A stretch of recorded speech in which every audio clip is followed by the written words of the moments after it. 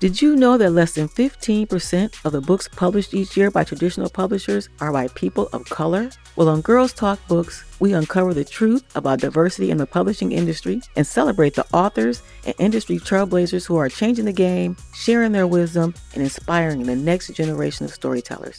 If you are an aspiring author, a publishing professional, or just someone who loves the power of a great story, this is the podcast for you. So grab your notebook, your favorite drink, and get ready to celebrate the power of representation in publishing. This is Girls Talk Books, where your voice matters. Let's go.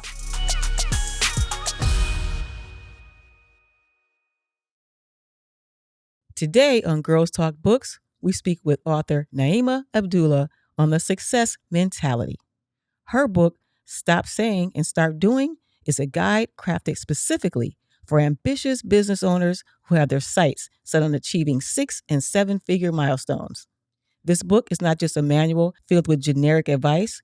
It's a tailored roadmap designed to empower wealth-minded entrepreneurs with tools, insights, and mindset shifts necessary to transcend barriers and unlock their potential. Let's welcome Naima Abdullah. Thank you again for joining us on Girls Talk Books. This is a show where we talk with women of diverse voices who are authors and have amazing stories to tell. And you have an amazing story to tell us. You have 2 books out. So we're gonna talk about Yes. those 2 books. But let's get started a little bit. I also always like to ask people what books they like to read when they were little. Like, what were some of your favorite books growing up? One of my favorite books when I was little was Where the Wild Things Are. I used to love that book. It was number one, so creative in terms of like how the child's room turned into this like jungle, like forest, and this big creature walking around with this child, like, going through these experiences. I don't know why. I used to love that book. I used to have a paperback copy and I literally thumbed through that all the time. And this is just so interesting. And then some of the other books that I loved any of the Dr. Seuss books. So I loved rhyming, I loved poetry. When I was younger, I just found myself being very creative, and like the creativity was actually kind of like a safe place for me when I was growing up. So I was the only girl, so sometimes I would be in my room alone, teaching to my dolls. Like, so anything that allowed for me to be creative, I loved those types of stories. I love it. I love it. So tell us a little bit about yourself. So what did you do before your writing journey? Give us a little journey down your Oh my God. path. So I like to call myself the decade woman. So I went to school actually for computers, business computer information systems. And then in the early 90s, I got married young and I had 4 children. So basically, I was in school on a track scholarship. Once I got married, I got pregnant, and then I walked off the team. I didn't finish college. So 16 years later, I was like, I need to go back to school. And of course, I had moved to Atlanta by this time. My children were in school. I was a stay-at-home mom for 10 years. And once my children started going back to school, I was like, I really need to do something for myself while they're at work. Like while they're at school, I didn't really have anything to do. So I was like, you know what? I'm going to go start working. So then I started working for 10 years and then I decided to go back to school. And by the grace of God, let me tell you, they accepted all of my credits 16 years later from another school. So I changed my major at that time from computers into teaching. I was like, oh, I want to be a teacher, blah, blah, blah. And because we live in Georgia, you have to actually get your master's to go and teach. But I was like, okay, well, let me just finish my first degree, which is an associate's degree. And so when I went to the different schools for like when you have to go to the schools and you have to check the schools out and you have to do your reports and stuff like that, I was like, yeah, I don't want to teach. Uh-oh.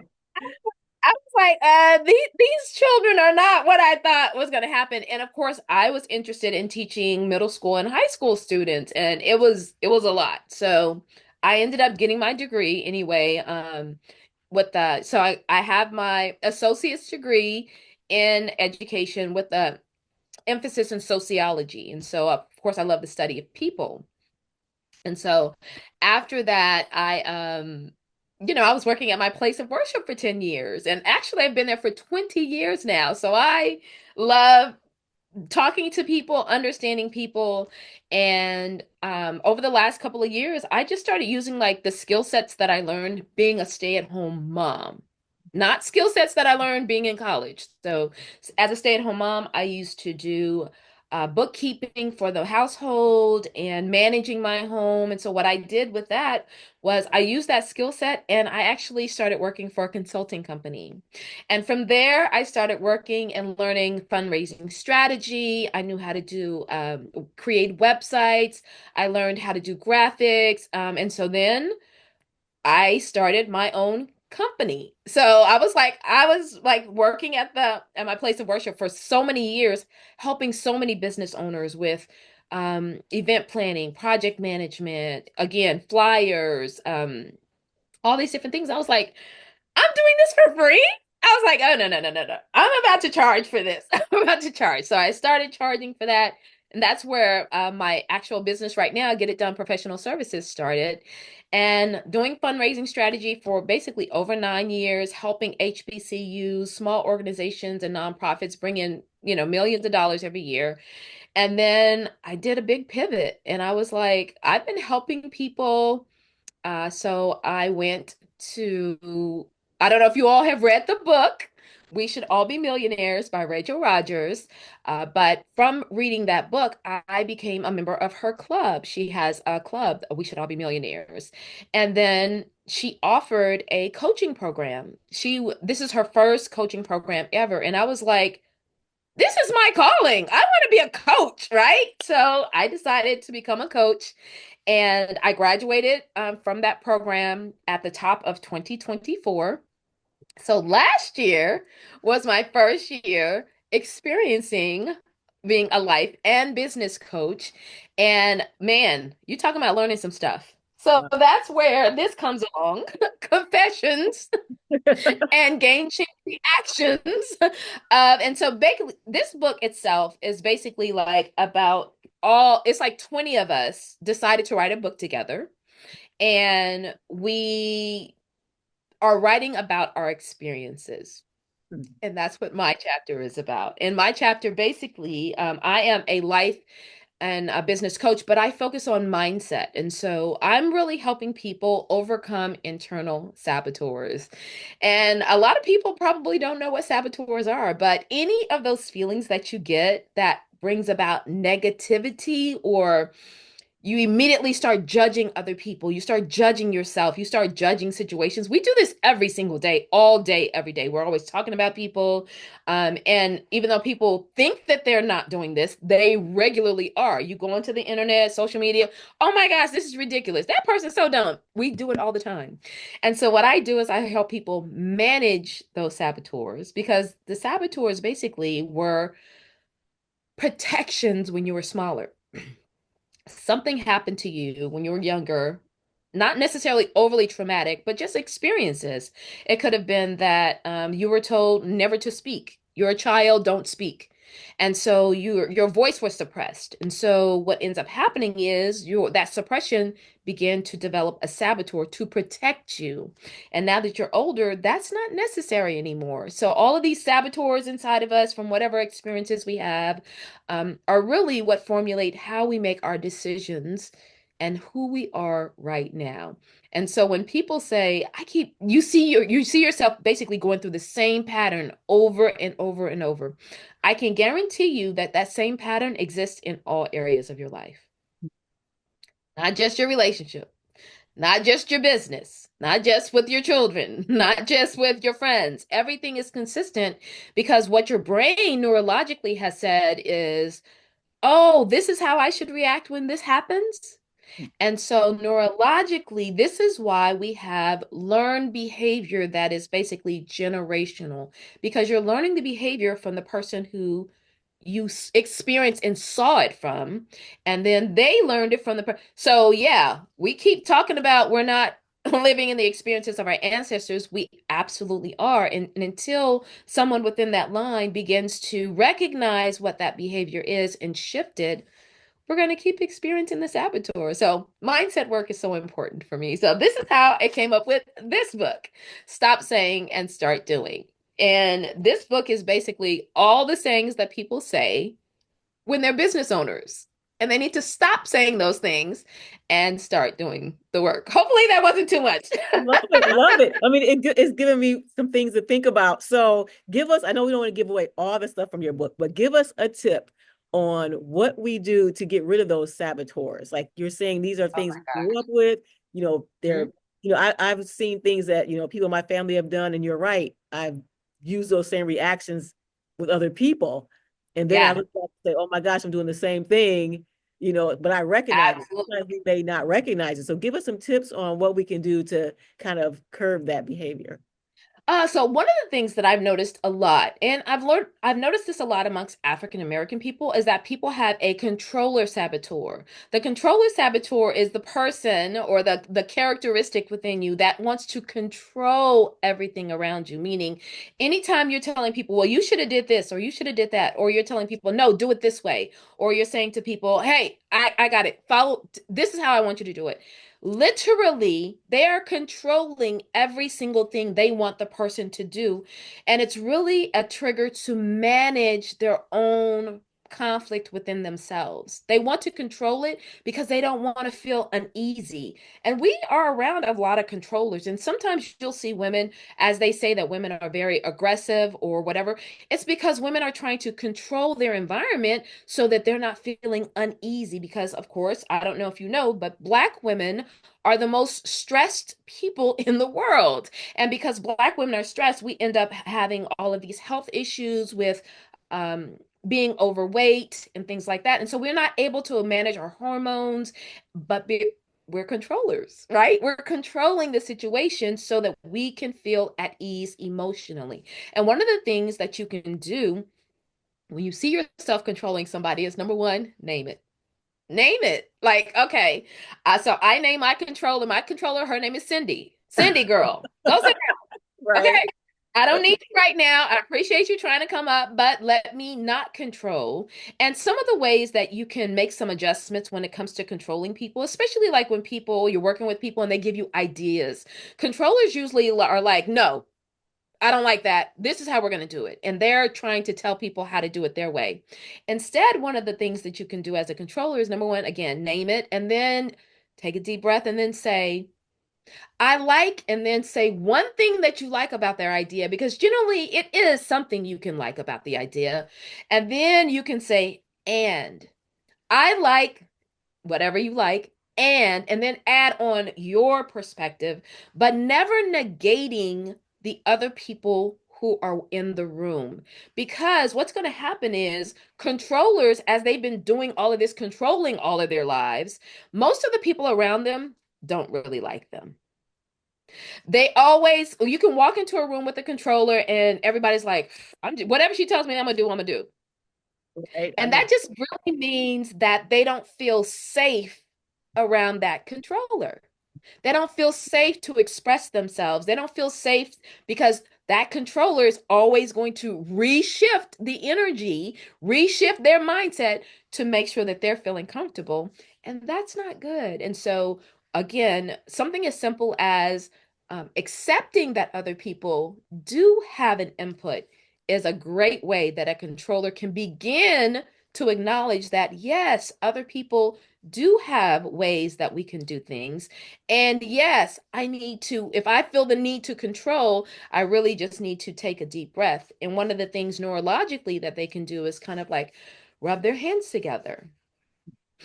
Take a deep breath, because what that does is when you start doing neurological changes, your brain shift says, oh, wait, something else is happening right now besides you thinking about what I should do next. And so then you think in your mind, the next thing I want to do is to be open to receive what others have.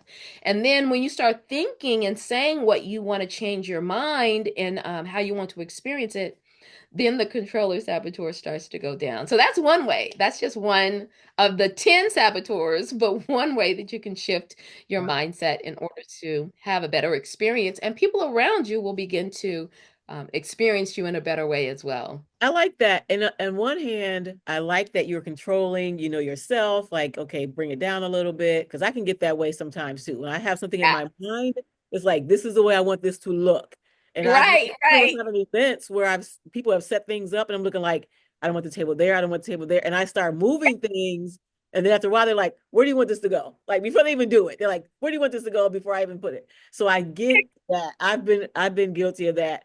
But on the Yes, other hand, we say, as women, as Black women, we're controlling, but there are white women or white men who have these same um, personality traits, but absolutely. it looks to Absolutely. them like they are in control and that they're. It looks like they're in control. Absolutely. So And why is they're it not. different? But why is it different portrayed from us than someone who's not a person of color doing these same things?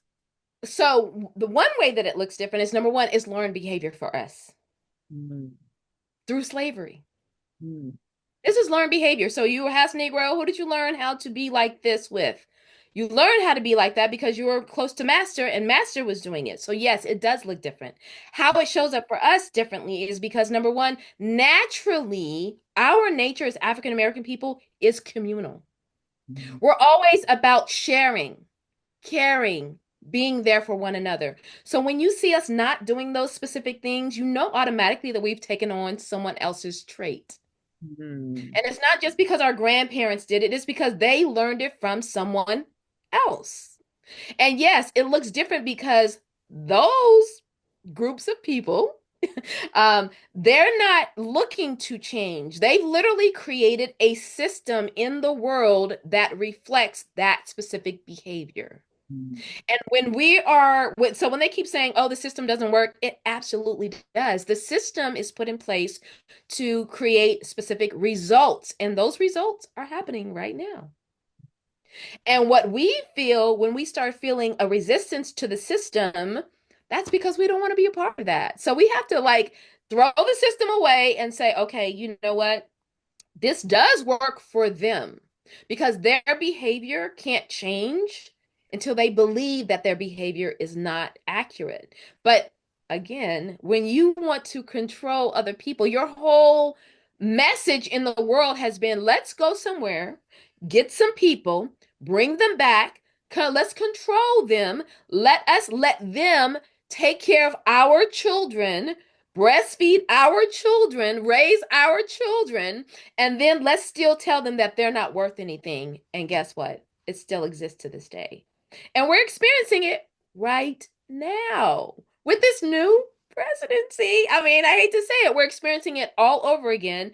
And that's another reason why people right now are really on edge. This is making them feel uncomfortable and it's making some people feel very powerful. But again, when controllers control, really what's happening is they're losing more people around them. So as they begin to control more, those people around them, they're going to lose affluence with those people around them. So that's what really happens. So yeah, it's totally different, but we have to understand where we got it from. It's not like this is something that is our natural nature. Because you can go to a black neighborhood, take somebody to your grandma's house, grandma's like, baby, what's the first thing she said?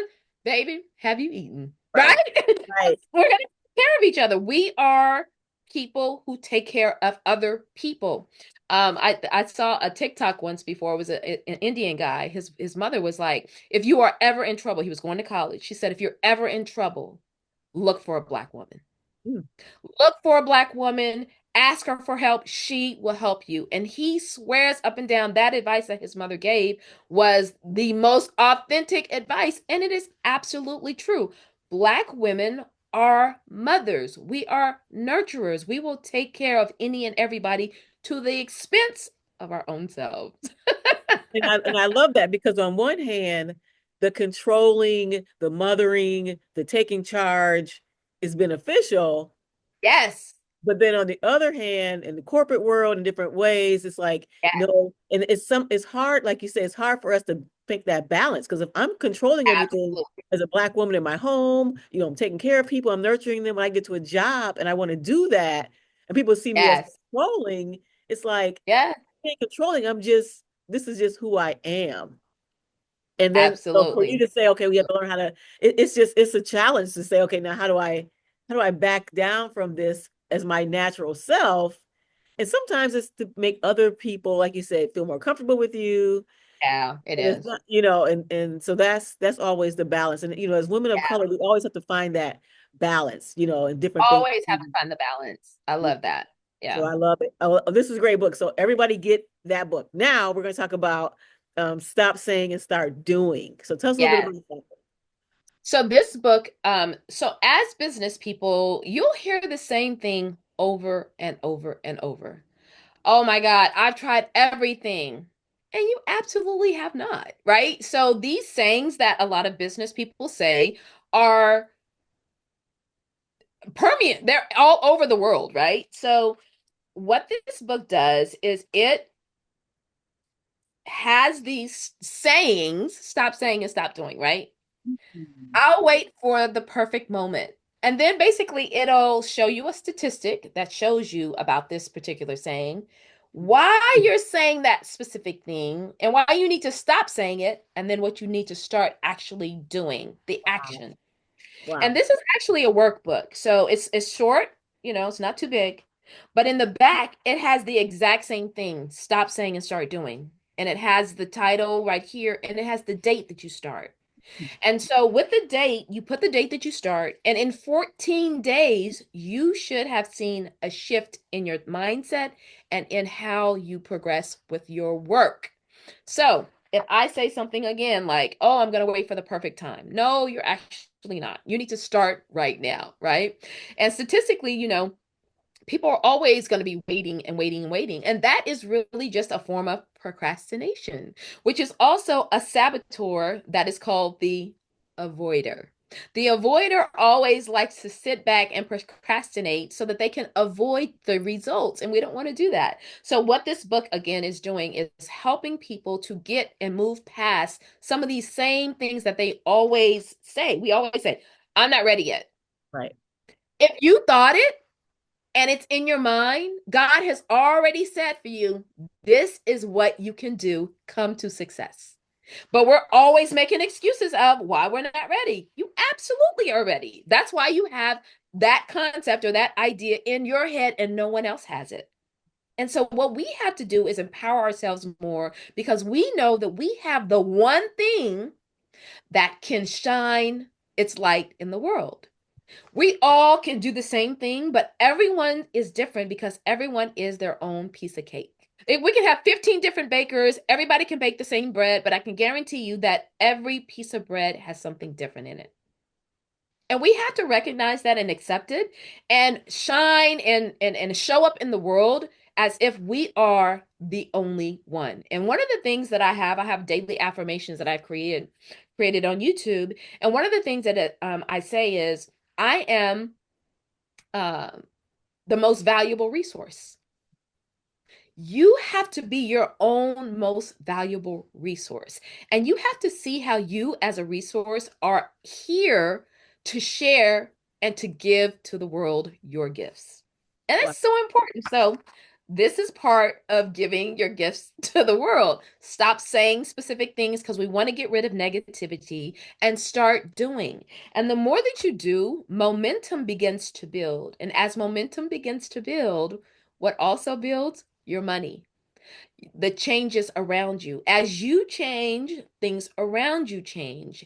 And when people are always looking to try to change other people, you're never going to see the results. But when you change you, you'll see that you, your situation, your money, people, your thoughts, everything around you will begin to change. And then that's how you can live the life you want to live. I love it. I love it. And one of the things that you mentioned, um, first of all, this should be taught when we're younger. I think when we get Absolutely. older, it's like we've already kind of been set in some of our mindsets. But Yes, I work with a lot of young girls. So this would be great for me to get for the young girls to start yes, thinking that, what are you doing? And another thing that you mentioned, when you have something in your mind, God put that in there for a reason. And absolutely. stop ourselves when we start rationalizing what we feel the world feels we should be doing or we should be thinking. So if Yeah, I it's our say, saboteurs. right, if I want to be an astronaut and I say I want to be an astronaut, and they're like, you can't be an astronaut. You don't even know any astronauts. You don't even know. And then my mind goes like, well, maybe I can't be an astronaut. But some Yeah, people do said they're like, no, you don't know what my journey is, and I'm going to do this. yeah, People are able to push through that. Whereas some yeah, people, they have those outside saboteurs. That, absolutely. so do you talk in your book about telling other people your dreams or your thoughts? What do you think about that when you tell people things and then they're the saboteur? Like what is your perspective on that? So, when I'm talking about saboteurs, I really want people to focus on themselves. Okay. And then you can tell the people around you that are positive. You Mhm. can tell who's positive. When you start being more positive, you can tell who's positive. And positivity, what you need is a group of people around you that are going to support you. And I like to call that your squad. And I got that, of course, from Rachel Rogers Group. You have a squad. So this squad of people are people who are going to lift you up when you're not feeling your best. And that's squad is not necessarily your friends. Squad is not necessarily your family. Squad are people who have the same mindset that you have, meaning that maybe they're business people that you know that you can go to them with a business idea that is so BHAG. It's totally out of the realm and they're going to support you. They're not going to dumb you down. Or it may be that you are have a squad of people who you're like, okay, my fitness, I want to lose 20 pounds. And they're like, yeah, girl, this is what we're gonna do. We're gonna wake up every morning, eat these smoothies, and that is a squad. So think about what kind of group support that you need because studies show that when you do something by yourself, you're going to accomplish it at a 68% rate. But when you have a group of people supporting you and being with you, you will accomplish that at a 95% rate. So you have to ask yourself, 68, we know that's failing, right? Right. Or 95%. And so this is why it's so important for us to be around specific people. And this is also why we have to watch who our friends are. So I know that people, we get so attached to people who we've been friends with for like 10, 20, 30 years. But you have to ask yourself, are they helping me progress? Or am I just comfortable with this specific type of friendship? And you can be, but you have to ask yourself, am I where I need to be in the world and for my family, my legacy, and my community?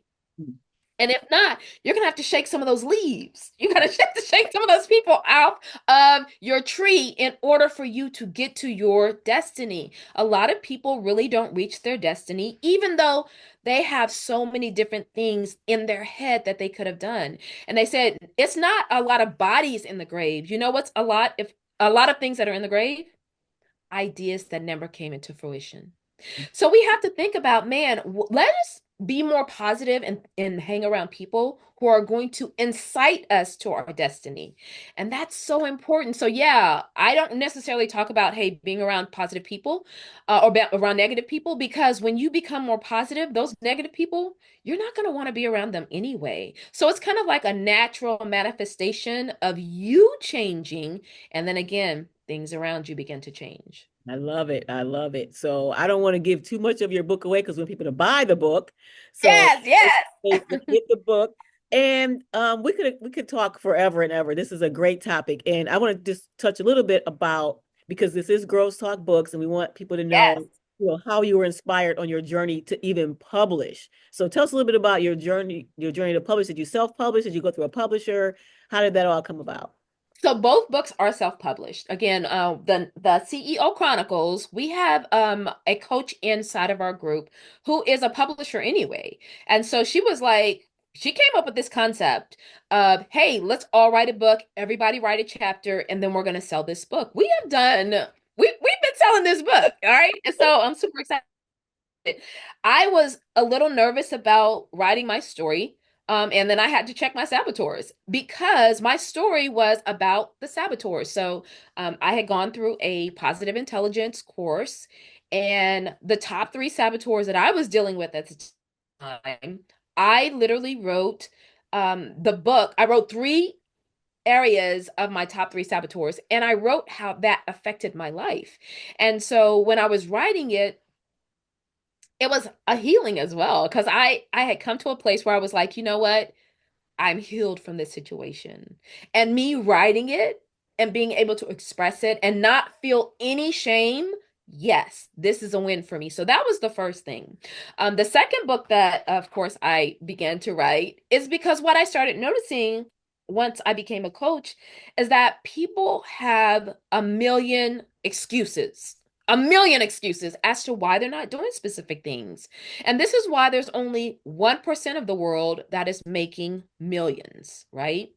Because the mindset is what's preventing you from being the best of who you are. Nothing else. Not your environment, not other people, not your situation, circumstances, your mindset. I don't know if you ever remember that song by India Ari where she's talking about the boy, and he's basically in a country, but he's just saying how positive his life is despite where he's at, right? And that's what it is all about. It's all about your mindset. Everything around you can be whatever, but if your mindset is positive, you can change anything into $1 million lifestyle, right? And so this is what we want to think about. How can I have $1 million lifestyle despite not having millions? Because eventually you'll get it. But this is the most important thing. And this is also why, as African American people, we're not winning. Because when we were going through slavery, they said to the Willie Lynch syndrome is basically, he said to keep the body and take the mind. Because he knew that if your mind is being taken over, you will perpetually always be in a lack of. And this is what we're experiencing. So many talented African American people around the world. We literally came from kings and queens. We literally came from inventors and all of these things that were created. Everybody's acting like it's such a big deal that when they came to America, all these things were created. No, it's not a big deal because they took the most affluent, most educated people from Africa, brought them to America, and they were just doing what was natural, right? So, yes, we have all of these things created, and then we have offspring. So, we are so full of resourcefulness, so full of ingenuity, but we get so caught up on foolishness, which is holding us back, but it's due to having learned behavior from the slave master telling us we're nothing, telling us we're not, and we have to shake that off. It's like, yeah, 400 years later, 500 years, we're still experiencing that, but once we begin to change this, our entire life will change. So before, I know we could talk all day and I'm supposed to keep the show short, but okay, Okay, let's get to our last part where okay. our special thing is called Once Upon a Time. So this is when we have women reflect on their life or what they want in their lives through a simple little story. So Mhm. share your Once Upon a Time with us. Okay, so once upon a time, there was a little girl who wanted to be a cosmetologist. Okay. Okay. After years of not having success with her hair, she decided she wanted to teach. So she went to school. After going to school, she had become a mother. So through motherhood and learning at home, she then shifted into working in the workplace. And after working in the workplace, she realized that her passion and desire was to help others. And here you have it, the life and business coach, Coach Naima. Love it. Well, thank you. Thank you for joining me today for our show. And I know it's going to bring some people some joy and some awakening moments that they're like, yeah, I thought about that, but I didn't know there was a name for saboteur, Yes, whatever that is. So yes, thank you for all you're doing. Thank you for your great work. And I look forward to seeing you at ROI. yes, in June. So excited. Yes. Thank you so much, Sonya. I appreciate you so much. Naima provided some great information to us today on the success mentality. Support her book, Stop Saying and Start Doing, on Amazon.com. This episode was hosted by me, Sonya Hollins, and produced by M2 Macmillan Media. Are you an author with an amazing story to share? Or do you work in the publishing industry with insight that can inspire others? Well, we want you on Girls Talk Books, where voices matter. Or are you an aspiring author with a story to tell? Well, we can help with that too. Visit girlstalkbooks.com to learn more.